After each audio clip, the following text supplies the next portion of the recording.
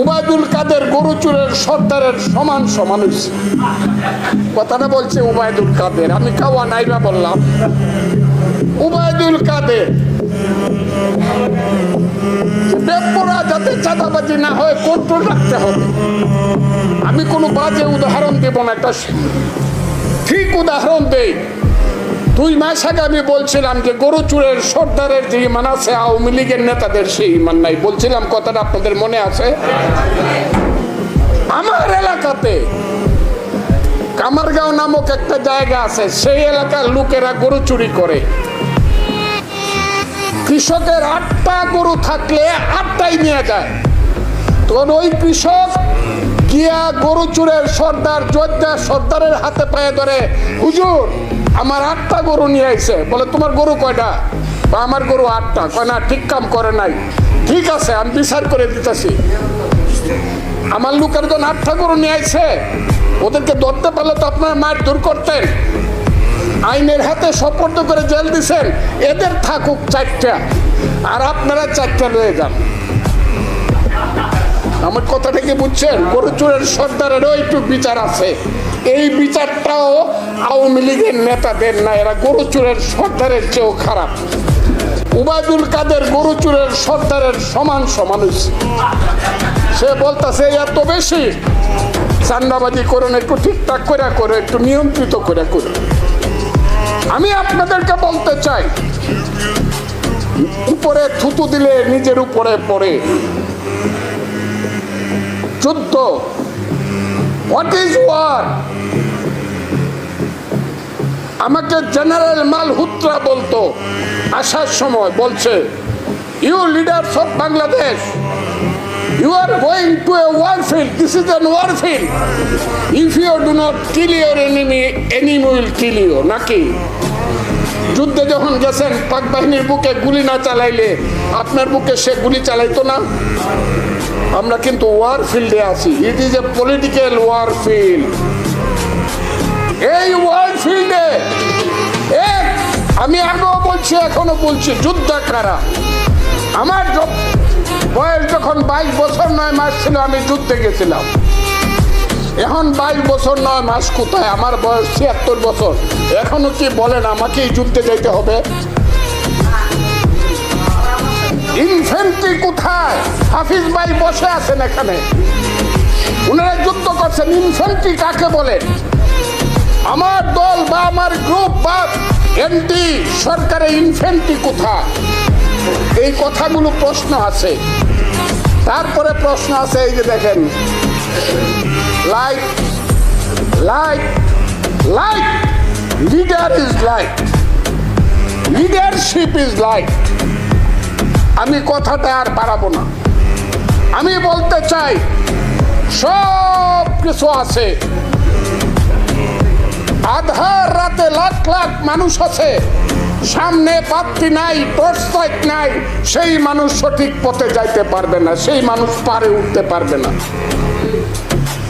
আমরা কেন জানি বাতিতে হারায় ফেলতেছি। এই জায়গাতে আসেন, হাসিনা কি কি হাসিনা? আওয়ামী লীগ চোরদের একটা দল, ডাকাতদের একটা দল, হাইব্রিডদের একটা দল। এরা কারা?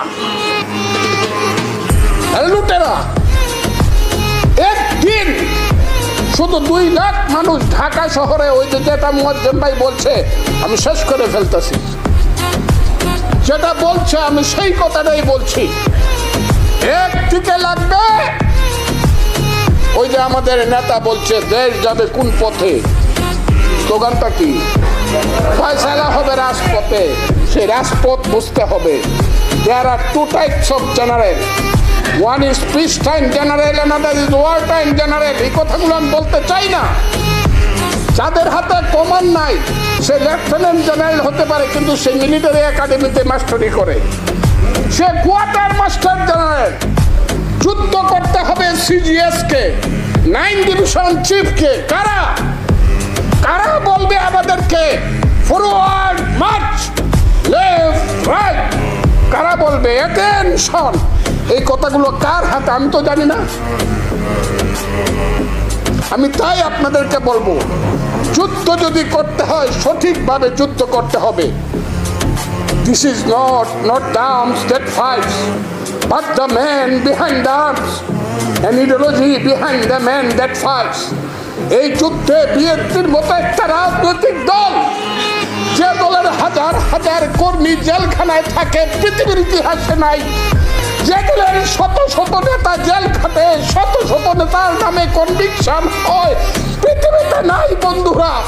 সেই দলটা যদি ফেল করে, বহু দিনের জন্য বাংলার পূর্বাকাশে সূর্য অস্তমিত হয়ে যাবে। কিন্তু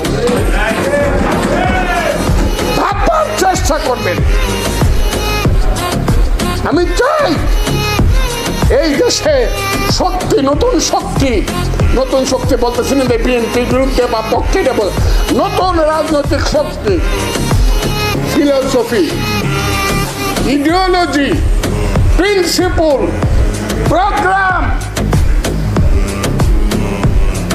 দর্শন, আদর্শ, নীতি, কর্মসূচি ভিত্তিক সঠিকভাবে রাজপথে দাঁড়ানোর চিন্তা করেন।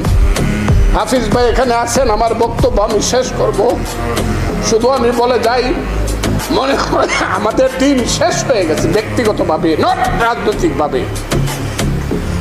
যদি বেঁচে থাকি আল্লাহর কাছে শুধু বলতে চাই, আল্লাহ আমাকে তুমি ততদিন পর্যন্ত বাঁচিয়ে রাখো যতদিন পর্যন্ত এইসব জালিমদের পতন দেখতে না পারি, ততদিন পর্যন্ত তুমি আমাকে বাঁচিয়ে রাখো।